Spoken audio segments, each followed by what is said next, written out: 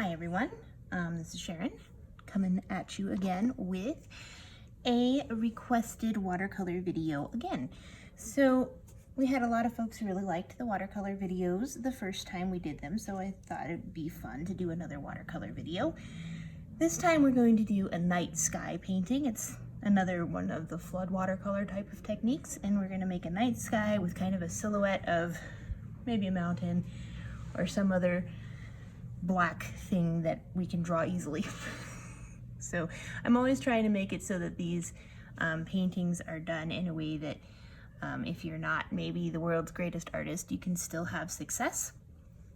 So hopefully we're gonna get that done. So what I'm gonna do is I'm gonna cover the entire piece of paper here that I've already taped down with just some water to get it nice and damp and ready for the color. You can always re-wet this, but I like to do the whole thing to begin with. So just some clean water, get the paper wet. Like you don't want big puddles of water on the paper or anything, but you do want it to be wet so that the paint can flow around it easily. That is the whole idea here of getting the paper wet, is that the paint can move. You recall from last time we were doing that in like smaller areas at once, but this particular one will do the whole paper. And then we'll go ahead and go over to our colors, which I have right here. And I'm going to take this dark purple, which is one of my favorite colors in my set, so you can tell that it's been used a lot. And I'm going to make myself a wash here in my palette. And just get purple paint up on my paintbrush. It's really wet. And I'm putting it in my palette here. Instead, you can mix it in your trays of your watercolor. If you use these little block watercolors, you can do that really easily too, but because I paint a bunch of different things, it kind of makes the tray really messy. So I only use the tray to test for colors. I don't usually use it to make washes in. And this one, we're just gonna kind of start putting it on the paper in sort of like strategic areas. So what we're doing is gonna be making a night sky, which means that it doesn't have to be anything obvious or, you know, darker at a horizon or lighter at a horizon. This is kind of an idea or an image of night already happening. Moon is not up, the sun has set already, and so we can just play around with a bunch of different like blues and greens and kind of come up with a really pretty night sky. So over on the part of my palette that's a little bit harder to see, well, you can see this, I see it right here. I'm going to use this blue for some blue, and then I have some other blues. So right now, as you watch me make the wash on my palette, you'll see I'm going to pull some blues together. So I have some blue over here. I'm going to add it there. And the nice thing about making these night sky pictures, to me anyway, is that I think that they happen relatively quickly. They come together really fast, and the technique is really pretty. So I've got some blue. I'm going to just continue to add that in. And don't worry too much if for some reason it looks like they're not blending together at all. We'll go back and fix that later. So I'm going to just kind of mix them together. And you can overlap your margins. You can kind of do whatever you'd like to do here. The wet paper will help you get this blended together pretty nicely. So you can see there my paper's kind of getting dry. So I'm just gonna, and it's okay if there's paint on it, pull some more water from my water jar and add it to that so that it continues to blend a bit. Keeps doing that mix. Add some more down here, just for giggles. See, it's already kind of diffusing out.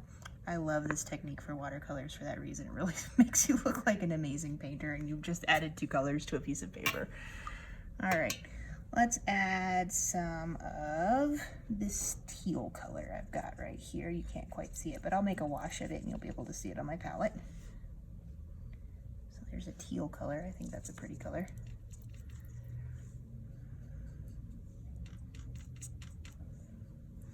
And you can make it any color you want to, really. Like I said, it's it's not as necessary. Now, if you really like doing this kind of thing, it works really well for underwater colors too. Like if you're wanting to paint kind of like an under the ocean-y type of scene, this also works great for that. So I'm going to finish up that teal that I have on my palette here. I'm going to let it kind of settle into the creases and corners. And then as I'm doing that, I'm going to probably go back up and I'm going to pull some of this blue that I have here, and I'm just going to add it to some of the corners of the canvas up here. And that blue and that purple are going to blend together and make it look darker up there, which is what I want. You don't have to do it that way, but I think it looks really pretty. So I'm going to go ahead and do that. And see how the paper got dry and it's giving us a margin line there? Easy enough. Just get some wet water on get your brush all wet with some cool water and just kind of blend those edges together. Because the paper is still wet, it will do that for you, just kind of all on its own. It's the nice thing about watercolors. And one of my favorite things about watercolors is that if you just get the paper wet again, it'll take care, any mistakes will take care of themselves. All right, so we're gonna let that dry just a sec. And really, that's all you have to do for the sky. That's it. I could keep poking at it and fiddling with it, but it's not necessary. That is pretty much that. So as our paper's drying, what we want to do is kind of talk about what we want our silhouette to look like. So I've done all kinds of different things. I've done houses, I've done mountains, I've done trees, I've done dragons, because if anybody who knows me at all is watching this show, they know that I love anything whimsical and fantastical. So there's all kinds of different things that you can do. And you don't have to have a fine tip brush like mine. This I'm using I'm holding, I should say, a fine tip brush here. You can use any of your brushes. If you recall the last couple of times I've done watercolor stuff, I really recommend spending decent money on your brushes. These ones that I've had for a couple of different of the demos that I've done for you, they haven't shed, which is really nice. That means you're not picking up pieces of brush from your painting. And they also come to this really pretty point there, all on their own. You don't have to do anything to get that point. And to me, that's just invaluable, because I then don't have to buy a bunch of brushes, because if they all come to points, then there's no need to buy millions and millions of different sizes of brushes, because they are kind of expensive. They're about $10 a brush. I just have to have 3. And I will not need to buy any other brushes for a long, long time. All right, so part of my paper is dry. It's dry, kind of. I just gave myself some fingerprints, but it's mostly dry kind of in this area, which means that we can start adding the silhouette outline that we want to add for our night sky there. And I think what I'm going to do is I'm going to just draw a mountain coming out this way and a tree coming up this way. All right, so the way we're going to do that is by simply just using black. And I use black an awful lot. So it is very definitely a well-used color. And we want to not mix that into a wash. This is going to be thick and dark and black. So what I'm doing is just rubbing my brush into the block of paint with really not a whole lot of water. And I'm rubbing it over and over and over and over and over again because I want to make a very thick, dark paint. So to test it out, check this out. It's nice and dark and black. See how it's not even washing out at all? That's what I want it to look for. And as you go back and continue to make the paint directly on the block will start to get wet and will give you even more pigment, so it will get even more concentrated as we go. All right, I'm gonna test my paper again, make sure it's nice and dry. Make sure my pigment's nice and thick. And I'm gonna go. So a mountain shape is just a mountain shape. And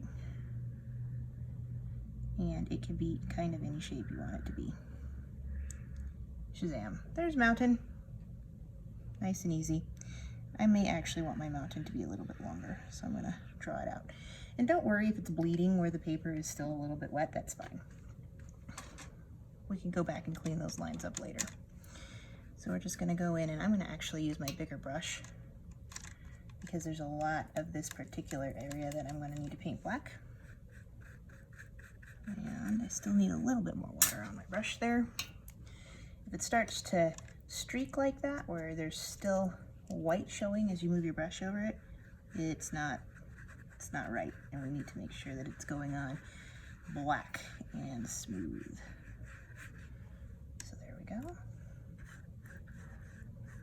And we'll go back and mix paint, like I said, directly on that block as we need it.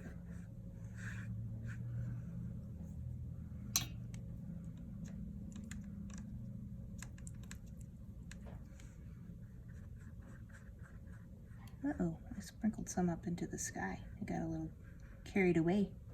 That's okay. We will let it blend in and come back and fix that later. I feel like Bob Ross sometimes. He liked to make a lot of noise when he painted. I don't know if you've ever watched Bob Ross, but he would make the shoo, shoo sounds with his brush, and I find that I also do that. Thanks, Bob. Thanks for leaving that particular legacy for painters everywhere, making all kinds of silly noises as we work our brushes here.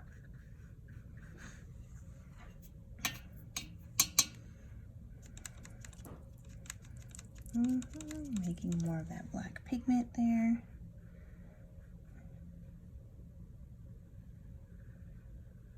Like I said, don't even worry about the margins on that guy. We're going to come back to him later.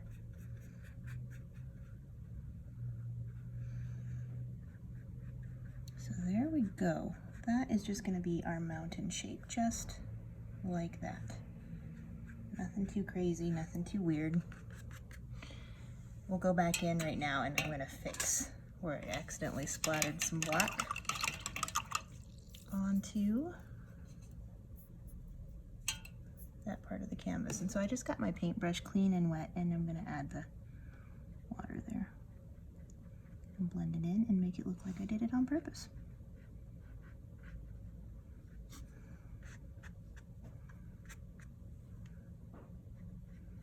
And when that dries, you will not even be able to tell. That's the tricky bit about watercolor, and kind of why I really like it, is that you're not able to tell once you're done that anything ever happened there. All right, well, now as we're waiting for this to dry, it's dry right over here. So I'm going to show you a really fun way that I have to make trees. I'm going to get that smaller brush out, not the smallest, but the smaller of 3 sizes, a big, a medium, and a small. So I guess this is the medium brush. And I'm going to get a lot of that pigment there on my brush. This one I really want to make sure I don't have too wet, because we don't want it to bleed out onto the paper. Okay, I'm going to start right here and just make a line down. And yes, I did learn this technique from Bob Ross. And then we're just going to start going zigzags. Well, make our tree. It's okay if our tree goes off the edges of the paper. See how I'm just zigzagging that back and forth and getting bigger and bigger as I go towards the base? That's it. That's all you have to do. It's a brilliant way, in my opinion, to paint a tree, because it's super, super simple.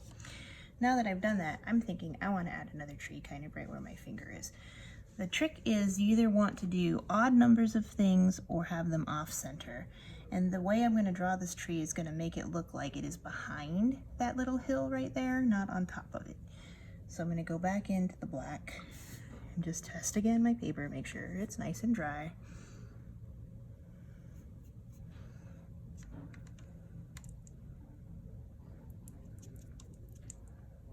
And I'm going to make a smaller tree that blends into the hill right there. And then again, we're just going to go zigzaggy back and forth.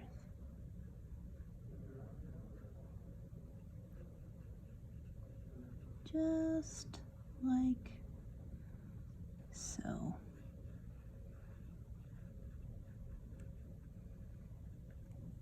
All right, I'm pretty happy with those 2 trees. So now we can go back, and I'm gonna, like I said, I'm always testing the paper to make sure that it's dry enough to do what I want. And we're gonna go back and clean up these edges. and all you have to do is just paint on top of the feathering, just a smidge, just like that. And that feathering is, of course, where your paint had bled into the paper. And you can leave the feathering if you want to. If you think it looks like trees or you like that look, you totally leave it. But for this particular thing, I really want it to look like a silhouette, so that's why I'm blending mine in. All right, so there we have the night sky, which I think looks great, and the trees. So we're just going to do one more little thing to make it all pop. And that is going to be adding some stars to the sky. So I have the white is way up here.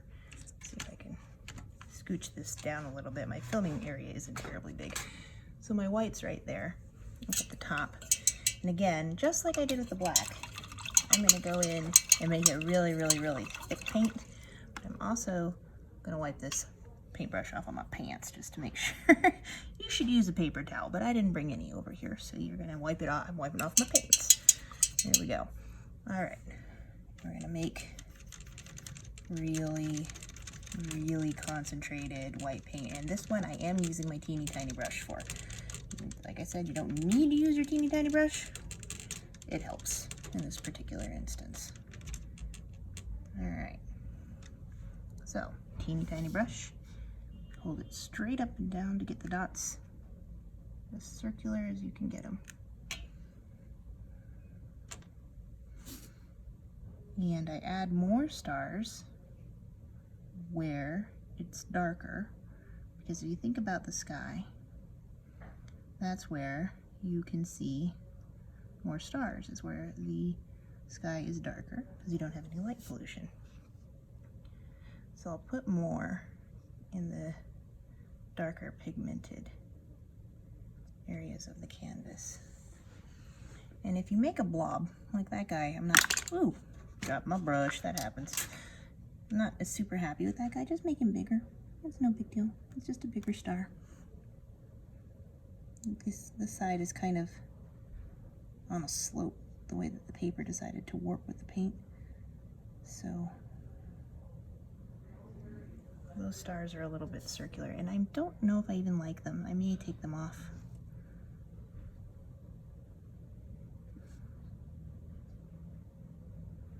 Which, in case you're wondering, you just do by getting the paint wet.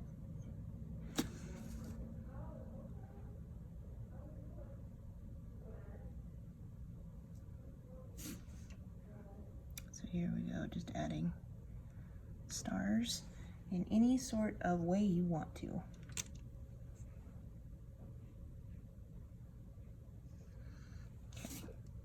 So looking at it, I am not completely happy with the way those stars over there went.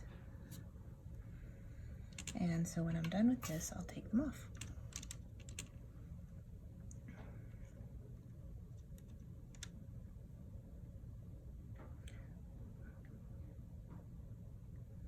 But as I mentioned, it works a lot better if you hold your brush up, as straight up and down as you possibly can.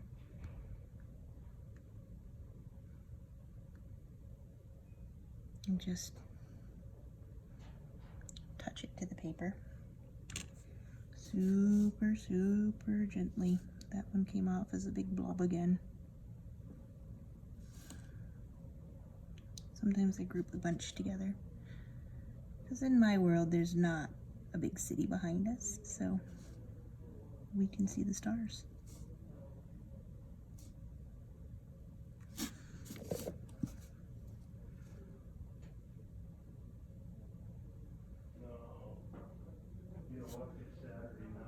And so here we go.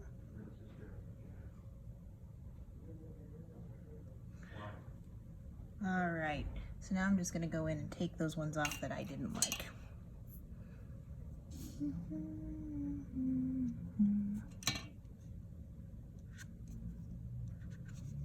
Right off, goodbye. And that's how easy it is to take them off of your paper. Just that simple. They're still wet, they just come right off. And just even getting your finger wet will make them go.